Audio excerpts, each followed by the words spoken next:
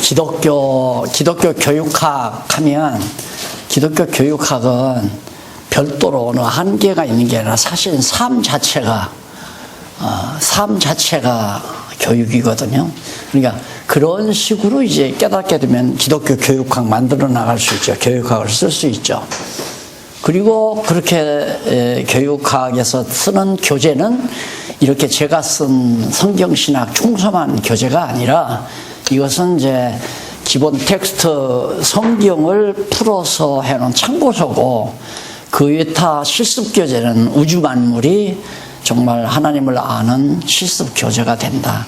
이런 폭넓은 생각을 하게 되면 우리가 어느 시간이라도 허송세월 할 수가 없죠.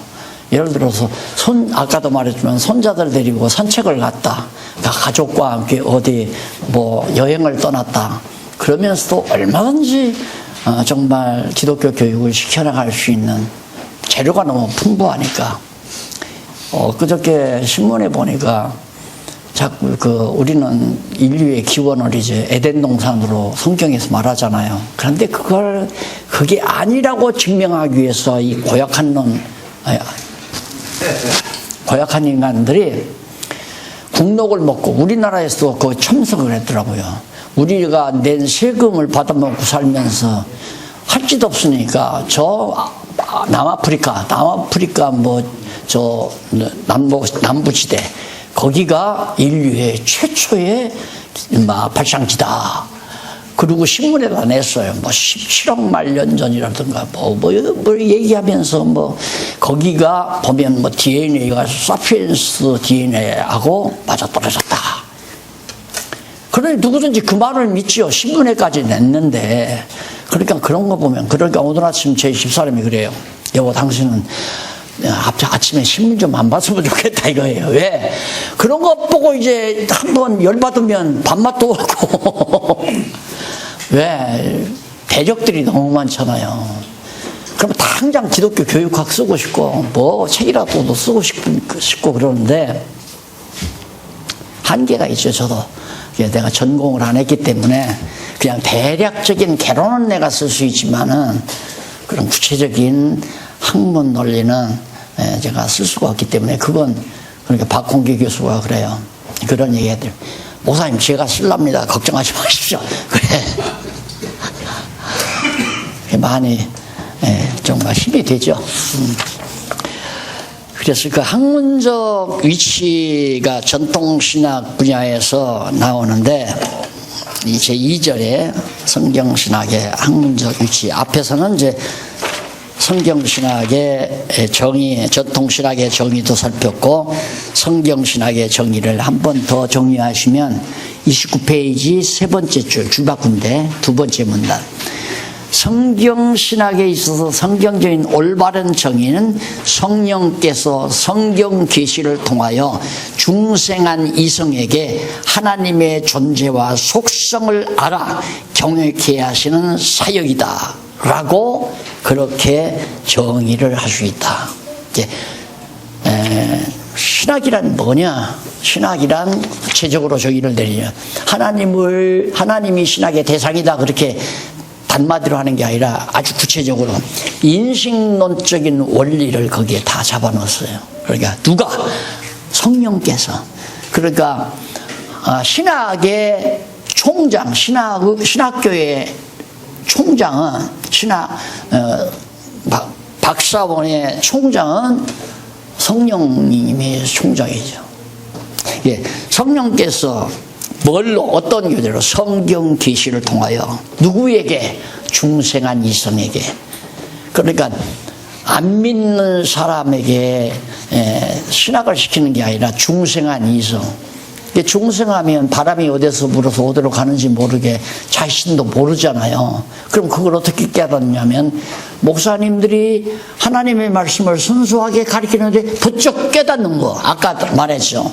어느 권사님 딸이 막 반짝 깨닫고 좋아서만, 정작 상담하러 온 아가씨는 자꾸만 막 불만을 하고 막 투정을 하고 그렇다면 어쩌고 이러면서 그러는데, 옆에서 듣던 권사님 딸은 번쩍해가지고 알았네. 중생했다는 증거 아니에요? 중생에서. 그러니까 하나님께서 알아듣는 귀를 주고 또 깨닫는 지혜를 누구에게 중생한 이성을 가진 자거든요. 중생한 자는 그냥 타락한 이성이 아니라, 그러니까 앞에서 전통신학에서 합리적인 논리다 하면 타락한 자들이 모여서 합리적인 생각을 하는 건 전부 타락한 논리를 만들어내는 거예요. 합리적인 논리로. 그러니까 요즘 정치에서 쌈박질이 많이 벌어지나요? 근데 우리나라만이 아니에요. 지금 세계가 난리 아니에요. 그래서 정치는 뭐 서로가 만나서 대화를 통해서 양보해가지고 어떤 구심점을 찾아서 해야 된다. 그게 되느냐 이 말이에요. 네가 옳다, 내가 옳다. 그러면 이쪽에서 주장하는 논리와 이쪽에서 주장하는 소리를 같이 만나면 죽도 아니고 밥도 아니고 만들어 놓는 거예요. 죽도 아니고 밥도 아닌 걸. 그래서 그냥 적당히 해나가는 게 정치하는 사람들만 유리하게. 그 백성들은 고충을 당하는 거죠. 예를 들면 경제가 어려울 때 경제 발전을 위해서 정말 자본주의 사상을 깊게 넣어가지고 자유롭게 사업을 해나가도록 모든 규제를 풀고, 그러면 이제 경제 활성화가 되잖아요. 그러다 보니까 빈부격차가 많아져 버리니까 백성들의 요구에 따라서 이렇게 우리 정치 이념을 전하면 우리에게 표 찍을 사람이 많다 해가지고 진보주의 사상, 복지 정책으로 밀어붙이려고 딱 갔는데 그게 되냐고요. 이쪽에서는 무슨 소리냐, 경제발전 더 시켜야지. 이쪽에서는 아니다, 큰일 났다, 이거 못 먹고 사는 사람들이 들고 일하면 어떡하냐, 이렇게 해야 한다. 그러니까 그거 다 서로가 양보해서 만들어지질 않는다 이 말이에요. 그러니까 죽기 살기 하고 싸움하는 거죠. 그게 타락한 이성을 가진 자들이 만들어낸 합리적 사고예요. 진보주의도 자기 나름대로 합리적이라고 그래요. 그리고 보수주의도 자기 나름대로 합리적이라고 그래요. 그게 맞느냐 이 말이에요. 근데 우리는 진보 보수가 아니잖아요. 절대 진리죠. 하나님이 말씀한 거니까 절대적이니까 진보고 보수고 없다. 하나님 말씀이다. 이게 교회도 신학도 진보주의 신학, 보수주의 신학 있잖아요. 진보주의 신학, 보수주의. 보수주의 신학은 예수 믿고 천국 가는 게 간단하죠. 예수 믿고 천국 가는 게 신학이죠. 진보주의 신학 무슨 소리야? 우리 인간이 사는 이 세상을 아름다운 복지세계로 만들어가는 거지. 아름다운 교회, 아름다운 사회로 만드는 게 이게 하나님 나라다. 이게 이제 진보주의 신학 아니에요. 이게 맞아 떨어지느냐 이거야. 안 떨어지죠. 야, 예수 믿고 구원 그거 받으면 뭐하냐? 이 세상에 배고프고 병들고 쪽방살이하고, 그러니까 뭐 대립돼가지고 그러면 따로 살자 해가지고 보수주의 진보주의 갈라지는 거죠. 그래서 아까 우리 박정용 박사님이 프린스턴 나왔잖아요. 내가 잠깐 착각을 했는데 외신 나온 게 아니라 프린스턴 나왔는데, 그때 미국의 신학은 보수적이었어요. 비교적. 그게 다행이죠. 그래서 그래도 칼빈이즘이 전파돼 가지고 성경이 하나님 말씀이라고 하는 대전제를 가지고 우리 기독교 성도들이 누구나가 지금 그렇게 알고 있어요. 성경은 하나님 말씀. 이건 대단한 자산이에요.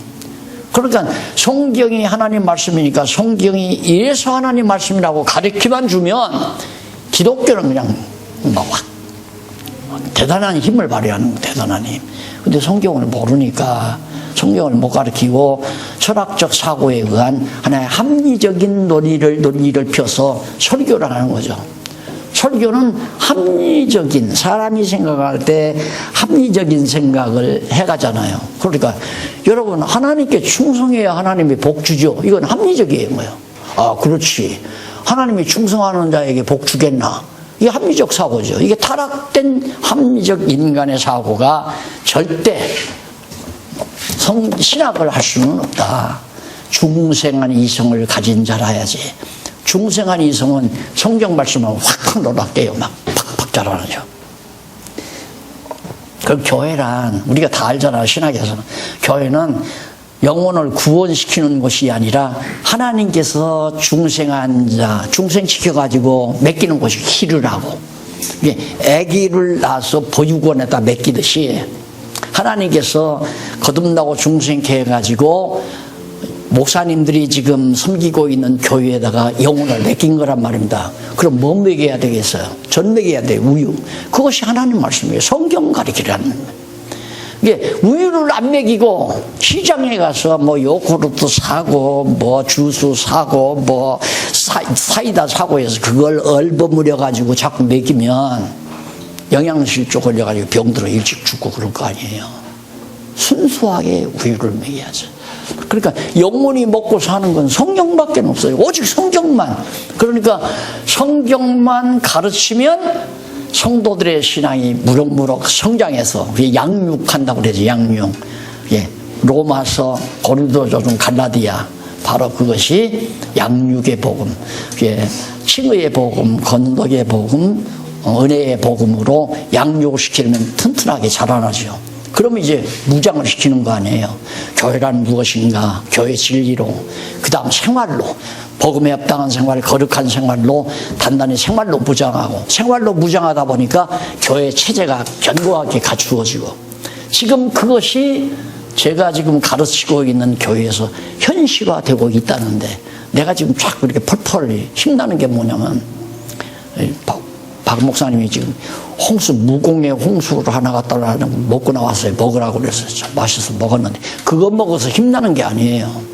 그거 먹어서 힘나는 게 아니라,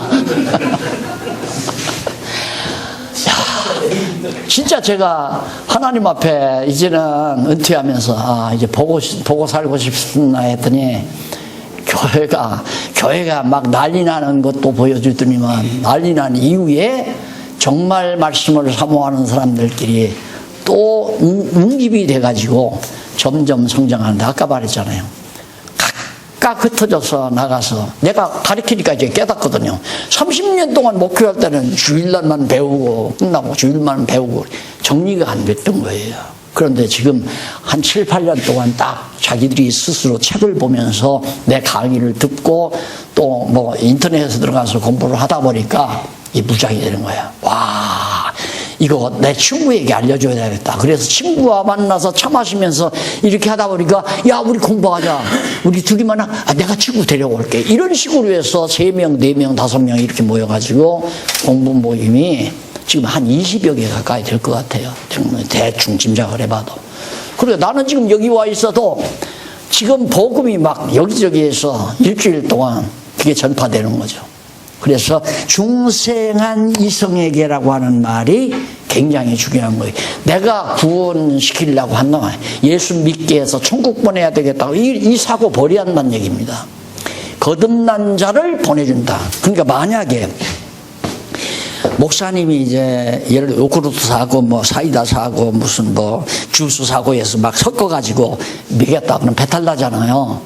그럼 병드는 거예요. 그래서 성도가 신앙생활에 병이 들죠. 그런데 순수한 하나님의 말씀만 내고 살면, 가리키면 거듭난 중생한 자만 자라나요.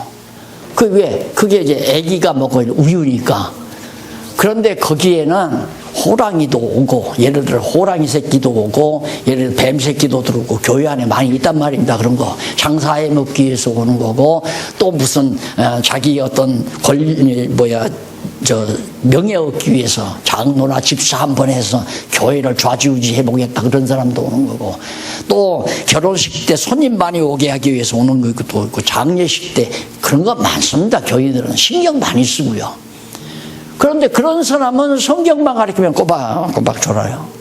안 들리니까. 들을 게 있는 자만 들으라는데 안 들릴 거 아니에요. 그러니까 재미가 없으니까 안 나오는 거죠. 그래서 교회가 작아져도 깨끗하고 튼튼하게 자라날 수 있다. 그래서 자라나는 영혼이 다만 2~3명만 돼도 그 사람이 나가서 또 가지를 치고 그러면 이제 목사님은 딱 바르게 혹시라도 잘못 가르치면 그것만 조정해주고 다시 세미나에서 알려주고 그러면 이제 교회가 차분하게 아주 쭉쭉 나무가지가 가지 뻗어나가듯이 무성하게 교회가 성장한다. 아마 이 강의를 들으시는 목사님들이 야, 이거 그냥 한 30대 40대만 내가 알았어도 이 생각 하실 수 있을 거예요. 야, 은퇴하기 전에 내가 좀 알았으면. 네. 네. 근데 지금 목사님도 그 생각 할 거예요. 하죠, 지금. 이종천 목사님, 이제는 건너었어. 이종천 목사님도. 자꾸 뭐 하려고만 해. 왜 하려고 한다고 해서 되나요? 하나님이 다 붙여주고, 들어야 할 사람 만나게 하고, 바울에게 바로 사주장사 만나게 하는 것처럼 마게도냐에서 그렇게 만나게 해서 듣게 하고 전하게 하고 하시는 거죠. 그래서 이 정의가 매우 중요합니다. 성령께서, 박용기가 아니라 성령께서, 목사님이 아니라 성령께서 성경 계시를 통하여 중생한 이성에게 뭘? 하나님의 존재와 속성을 알아 경외하게 하시는 사역이다. 결국은 삶을 경외하며 살게까지 하시는 작업이 바로 성경신학이다. 그런 얘기입니다. 그 다음 이제 성경신학의 학문적 위치가 나오는데요. 제2절에 학문적으로 어떤 위치냐. 일반적으로 보면 거기 본절에서 문제가 되는 것은 성경신학이 여러 분야의 신학적인 학문 가운데서 그 위치가 어디냐 하는 것이죠.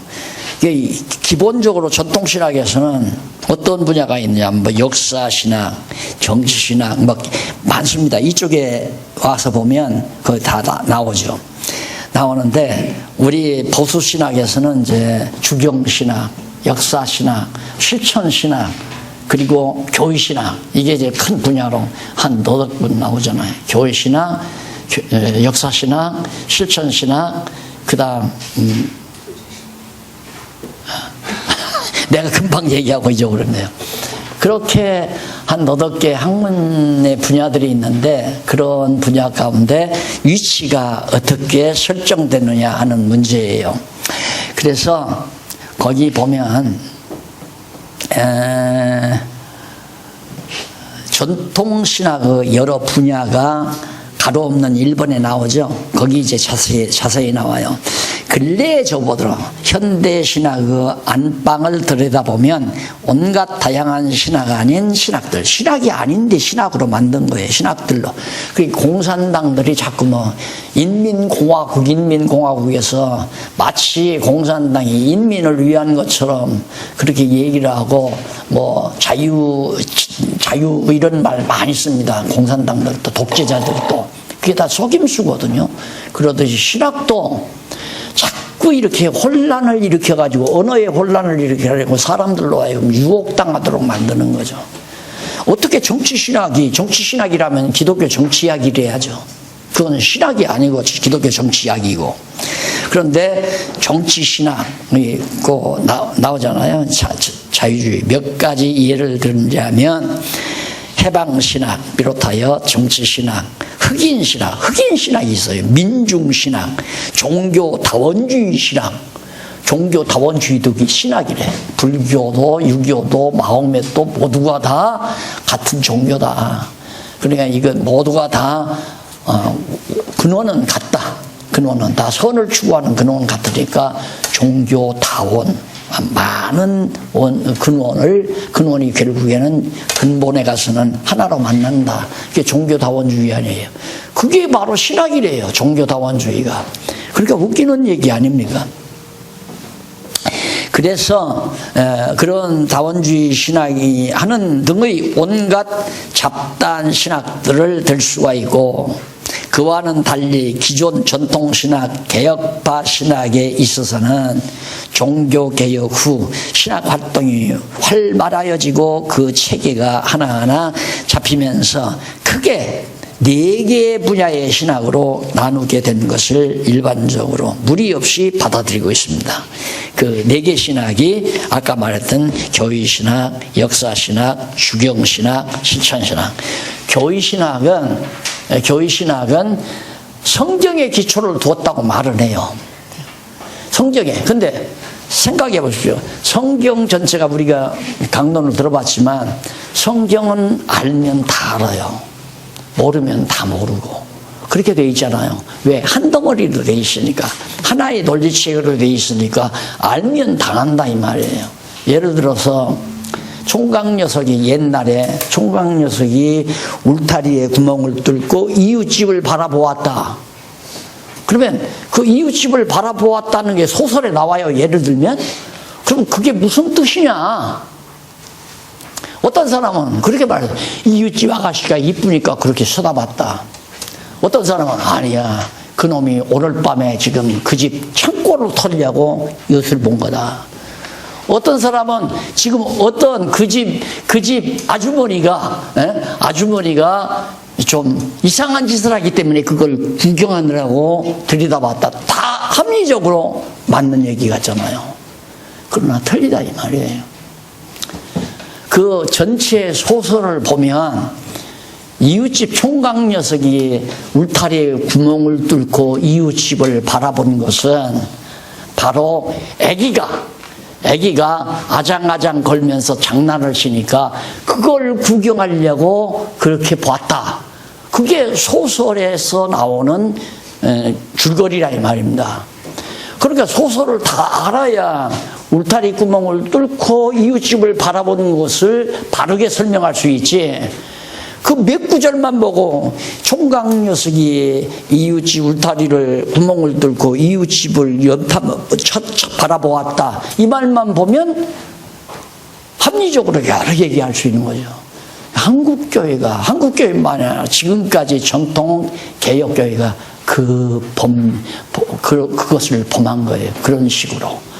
그러니까 성경 한두 구절 읽고 1시간 동안, 1시간이 아니죠. 한 30분 주일날 우리 박 목사님 또 나갔네. 안 들을 일은 하나님이 또 내보내더라고.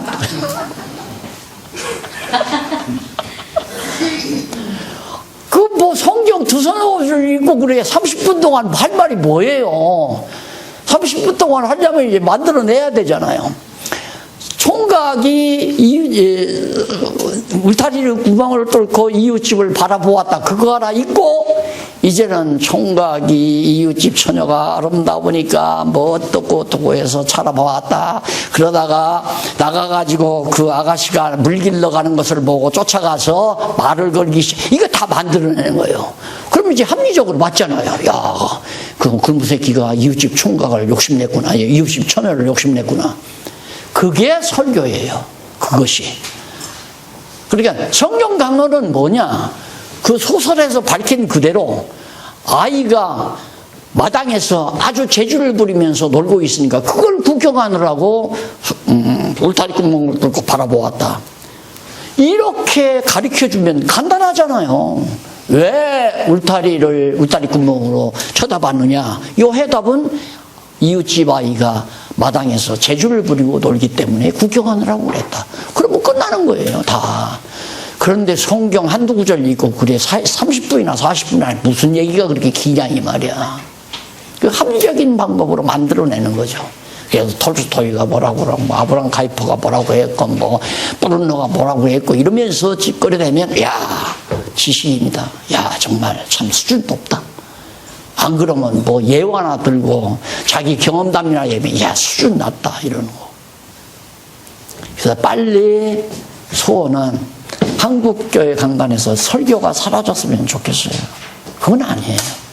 그냥 순수한 성경만 가르쳐야 영혼이 크지. 하나님 말씀이 영혼의 양식인데 일용할 양식이라고 그랬잖아요. 예수님께서 일용할 양식 달라면 날마다 먹을 수 있는 라면 달라는 얘기가 아니잖아요. 날마다 하나님 말씀 먹고 자라날 수 있는 영혼의 양식을 구하는 얘기지.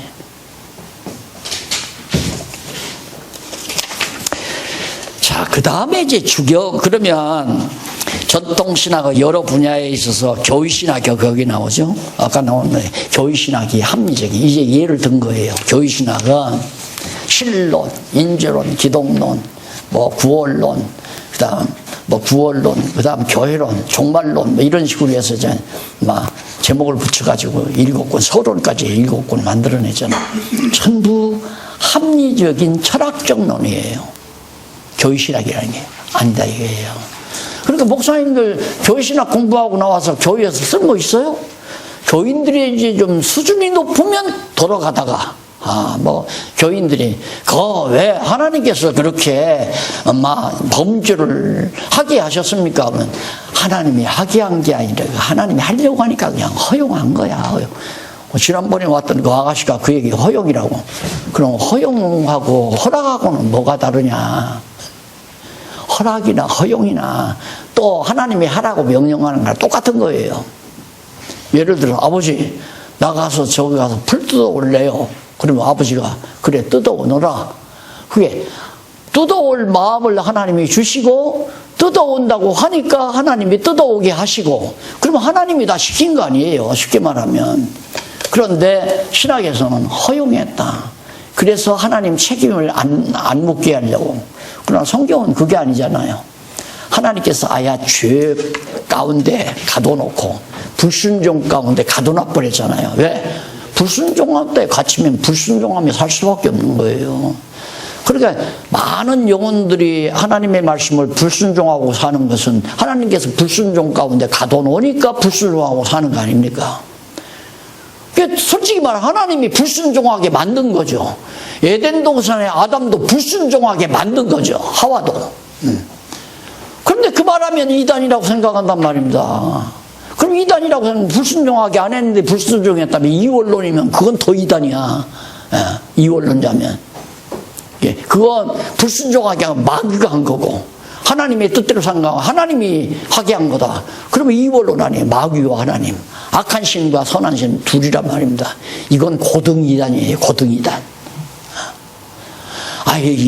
성경 보면 너무도 분명한 걸. 하나님이 망할 놈은 불순종 가운데 가두어서 다 불순종하며 살게 만들잖아요. 하나님께서 에덴 동산에서 인간을 내쫓을 때는 가서 짐승 권세하고 같이 세상으로 다 내몰았잖아요. 큰 에덴 동산에서 뱀의 말 듣고도 살았으니까 이 타락된 세상에서 뱀의 말만 듣고 그러니까 사단의 종로로 사면서 살아라고 갖다 딱 가둬놓고 지금 세상에 우리 태어나게 한 거 아닙니까? 그리고 죄 중에 잉태되고 죄 중에서 낳고 죄 중에서 사는 게 인간이에요. 그러니까 우리가 예수 믿고 거듭나기 전에는 전부가 다 나는 어젯밤 강도질 안 했으니까 은행 털지 않았으니까 나는 의인이다. 나는 이웃집 여자 건들지 않았으니까 나는 착한 의인이다. 안 통한다 이 말이에요. 보기만 해도 음욕을 품었다고 그래요. 음욕을 품기만 해도 간음했다고 그러잖아요. 인간 속에는 전부 죄덩어리 뿐이라 이 말입니다. 푹푹 썩은 두업더미처럼. 그런데 거기다 하나님께서 살아있는 배추 씨앗을 딱 떨궈뜨리니까 탐스러운 배추로 살아. 그게 바울이 로마서에 펴는 논리 아닙니까? 이게 이제 하나님께서 새 생명을 일으켜서 의인으로 자라나게 만드시는 하나님의 섭리죠. 그래서 하나님께서는 죄인도 되게 하고 의인도 되게 하고 그게 하나님의 심판주란 말입니다. 우리는 의인이기 때문에 의롭다고 합니까? 다 죄인인데도 거저 공짜로 치매 의롭다고 일컬어줬죠. 그게 로마서 아니에요. 그러니까 교회신학 벌써 날아가 버렸어요. 서구신학에서는 교회신학 하나도 안 가르쳐요. 그런데 아직도 우리 한국에서는 교회신학 그것도 좀 한다는 신학 이걸 가르치면 꽤 수준 있는 신학으로 알아요. 내가 볼 때는 웃기는 신학인데. 그 다음 주경신학. 주경신학은 뭐냐면 성경을 풀어 가르치는 거예요. 이 주경신학은 보통 이럽니다. 현재까지의 주경신학은 성경 해석학에서 지난번 말 문법적, 그 다음 역사적, 그 다음 신학적. 그런데 지금까지의 주경신학은 요 둘, 여기에서 이제 주경이에요. 주경신학. 성경을 해석하는 신학이에요. 그러면 어떻게? 문법적으로 주어는 뭐고 목적어는 뭐고 그 다음 타동사냐 번동사냐 이런 능동사냐 이런 거 문법적으로 정리해서 이 말은 이것이다 라고 설명하는 거죠. 그거 설명하면 안 되죠. 그것만 설명하면 이런 내용은, 그러니까 형제들이 요셉을 미워해서 애굽 사람 장사에게 팔았다. 그러면 거기 주어는 요셉 아니에요. 그러면 또 범죄하는 형제들이 요셉이 주어가 아니죠. 요셉의 형제들이 주어고, 그 다음 요셉을 애굽 상인들에게 팔아먹었다. 그러면 그건 문법적으로 문장이 된 거예요.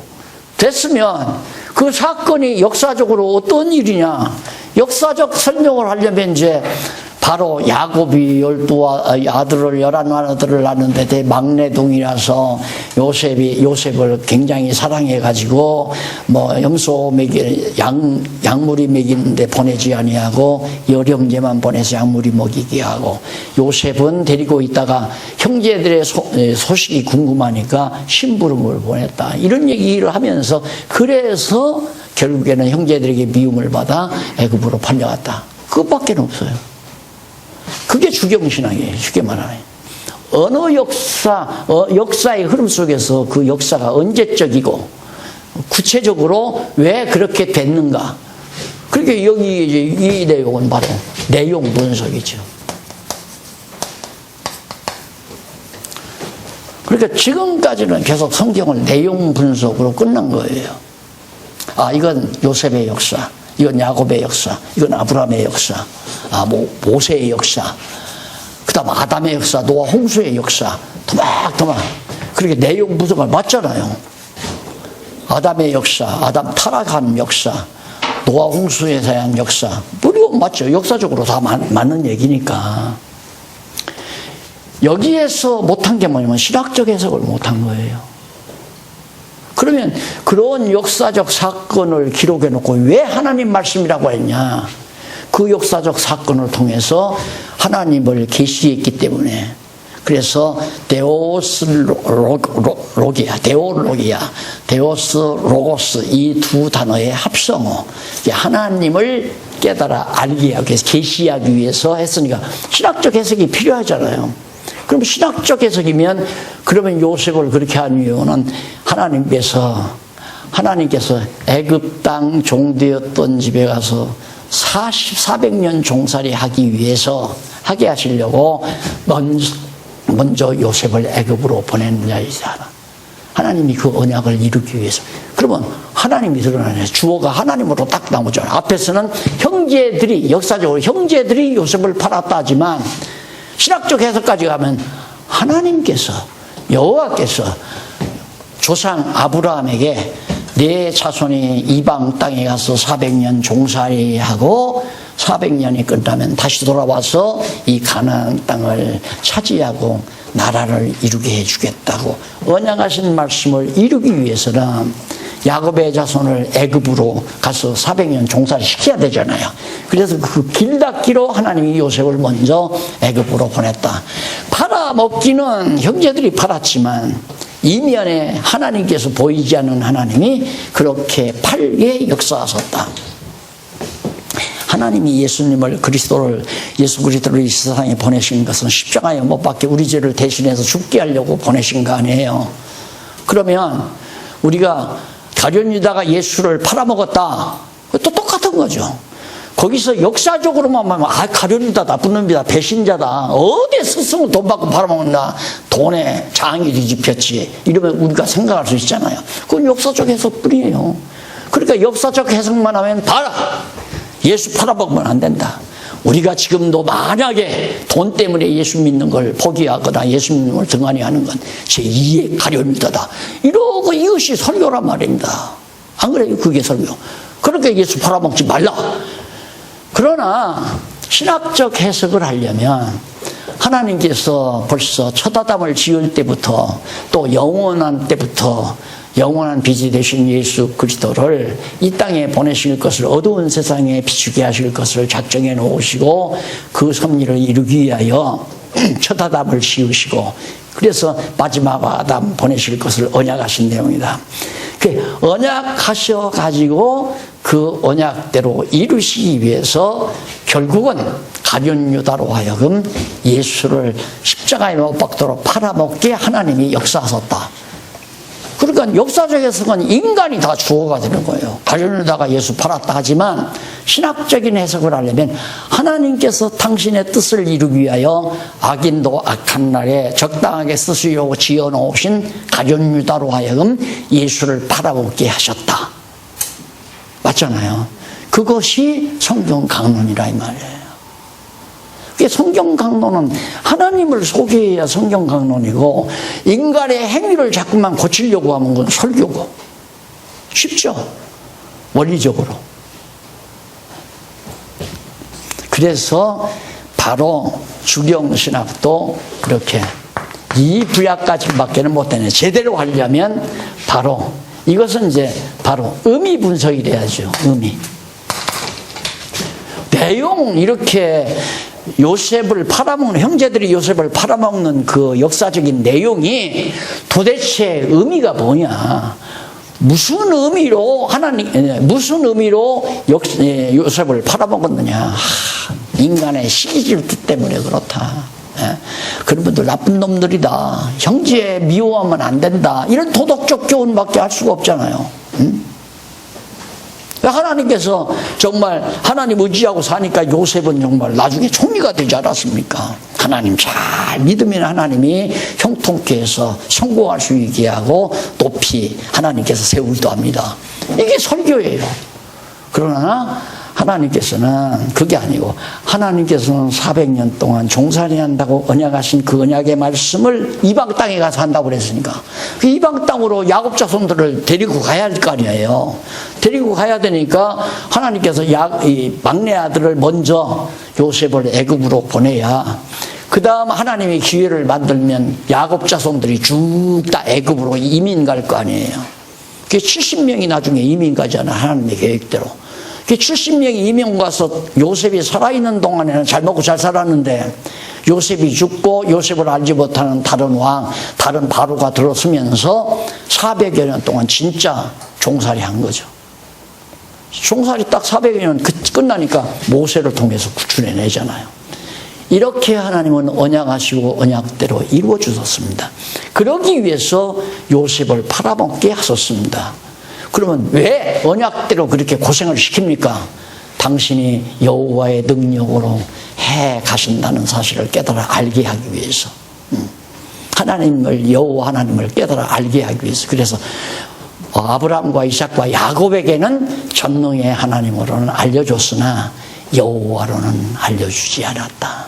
내가 이제부터 여호와로 알려주겠다. 출애굽기에 나오는 내용 나오잖아요. 이렇게 종합적으로 이 성경신학 개론을 정리하시면 아마 목사님들 아주 충분히 어디를 읽고라도 이제는 과거 전통신학적인 주경신학에 머물지 않고, 여기서 끝나면 도덕교훈이 나온다. 이래야 됩니다, 저래야 됩니다, 그러면 안 됩니다. 이래서 자꾸만 그렇게 되다 보면 우리가 이렇게 하면 하나님이 이렇게 합니다, 우리가 이렇게 하면 하나님이 이렇게 합니다. 그거이 바로 설교 패턴이란 말입니다. 그런데 바로 신학적 해석까지, 이게 전통신학에서 가르치는 해석학이에요. 잘 봤어요. 해석학 원리는 잘 봤는데 이걸 못하는 거죠. 정작 성경을 해석하면서. 그러니까 모든 주석이 여기에서 끝난다니까. 한 번 주석 나온 아니 아무리 40권 아니라 50권 나온 주석이라고 다 읽어보세요. 전부 여기서 끝나지. 여기까지 못 가요. 그렇잖아요. 그러니까 이게 얼마나 업그레이드 된 거예요. 완전히 다 삼켜버리잖아요. 신학적 해석 여기에서. 그래서 성경신학의 개가가 바로 여기입니다. 그래서 의미 분석 성경 개론이에요. 누가 뭐라고 해도 천하없는 학자가 와도 다 설득되게 돼 있어요. 맞다, 이게 맞다. 맞잖아요. 자, 그 다음 이제 주경신학 그렇고 역사신학. 그러니까 역사신학이 나오는 거죠, 이제. 구약 역사, 구약사, 신학사, 또 구약의 역사, 신학의 역사. 왜? 역사가 중요하니까. 그래, 성경 해석하려면 역사가 중요하잖아요. 또 교회사, 교리사, 세계교회사, 이게 다 역사 신학에 속하는 거 아니에요. 거기도 어떻게 되느냐. 여러분, 중세교회가 타락하니까 칼빈과 루터가 종교개혁을 했습니다. 얼마나 위대합니까? 그래서 신학에다가 칼빈 신학, 루터 신학, 쭈잉글 신학, 바빙크 신학 이렇게 이름을 붙여서, 그러면 이것도 성경신학이라고 하지 말고 그들이 말하는 대로 박스터 바이블 데올로지라고 그렇게 해야죠. 박용기 신학. 안 그래요? 말도 안 되는 얘기죠. 그러니까 나는 그 신학 명칭도 듣기 싫은 거예요. 칼빈 신학, 칼빈주의 신학, 칼빈 신학 대학 있잖아요. 여기네. 무슨 칼빈 신학이에요, 이게? 성경 신학이래야지. 안 그래요?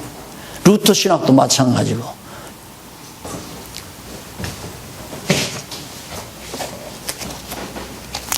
그래서 역사 신학이라고 하는 것 이제 말씀드린 대로 역사 신학의 여러 가지 내용을 보면 거기 조금 한번 보실까요? 역사신학은 기독교에 관련된 재반 역사를 연구하는 신학이다. 주로 구약 성경에 나타나는 선택받은 이스라엘 백성에 의해서 구약사죠. 그리스도 예수께서 승천하신 이후 오순절 성령께서 강림하셔서 세우신 교회의 역사, 그게 교회사죠. 연구하는 신학.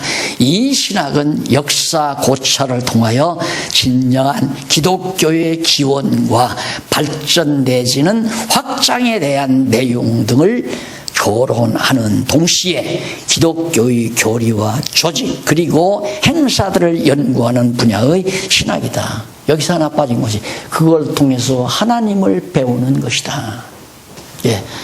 자, 이 신학이 빠지니까, 역사 신학에도 이걸 빠지니까, 오늘 한국교회가 정말 6.25 동란을 거치면서 가난 속에 빠졌을 때, 그때 하나님께서 많은 성도들이 이제 교회를 찾게 하고, 오순절 운동이 일어나서 다 잘못된 신앙을 가지는 빗나가게 만들어 가고, 이게 다 하나님이 하신 거란 말입니다. 왜? 성경을 모르니까. 그러면 이렇게 해서 왜 하나님이 한국교회를 잘 되게 하시다가 망하게 하시는가? 그건 하나님의 능력으로 교회가 세워진다는 것을 깨달아 알게 하기 위해서 그런 거 아니겠어요? 그러면 이제는 사람이 교회 세우려고 하지 말아야 돼요. 인간이 막 교회를 세워놓다 보니까 인간 욕심대로 하나님이 그렇게 욕심대로 하게 다 허락했잖아요. 그걸 그렇게 하도록. 그러니까 한국교회 같은 이런 교회가 세계사에 어디 있습니까? 한 교회가 20만 성도, 10만 성도, 8만 성도, 5만 성도. 이건 역사일에 없는 일이죠. 이걸 하나님이 여의도 광장에 막 그 몇십만이 모이니까 빌리그리암이 미국에는 그렇게 안 보이잖아요. 그렇게 막 헬리콥터 타고 탁 비행기 타고 여의도 광장에 내릴 때 하늘에서 예수님 강림하는 것 같은 위대한 힘, 그런 걸 스릴을 느꼈을 거 아니에요. 잘 놀았죠. 하여튼 종교 지도자들이 그렇게 소위 하나님의 말씀을 빙자해서 그렇게 대우받고 영광 누리고 정말 찬양받고, 하나님께서 그거 아니다. 그래서 다 무너뜨리는 거 아니에요. 그럼 무너뜨리고 마는가? 아니에요. 헐으시고 세우시려고. 세상 나라 헐고 성민 나라 세우듯이 잘못된 교회 헐어버리고 올바른 교회 세워가시려고. 나는 그걸 믿고 있어요. 확실하게.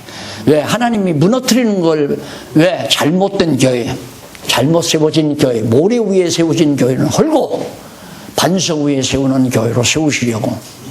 그 일꾼으로, 그 청지기로 여기 계신 목사님들을 하나님이 쓰시려고 나같이 이름 없고 별 볼 일 없는 우리와 함께 4년 동안 여러분 신학 석사학위 받기 위해서 장학금 준다고 해서 4년 동안 가서 공부하시겠습니까?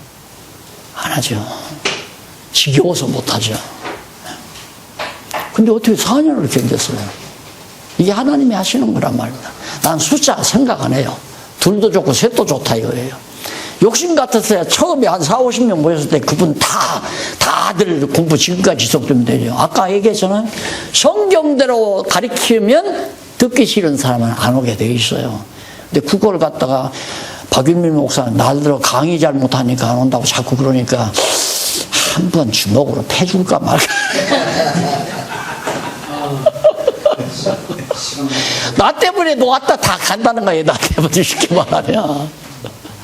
나 때문에. 이제 아셔야 돼. 성경대로 말해서 들으면 그걸 하나님이 쓰시려고 무장시키는 거 아닙니까?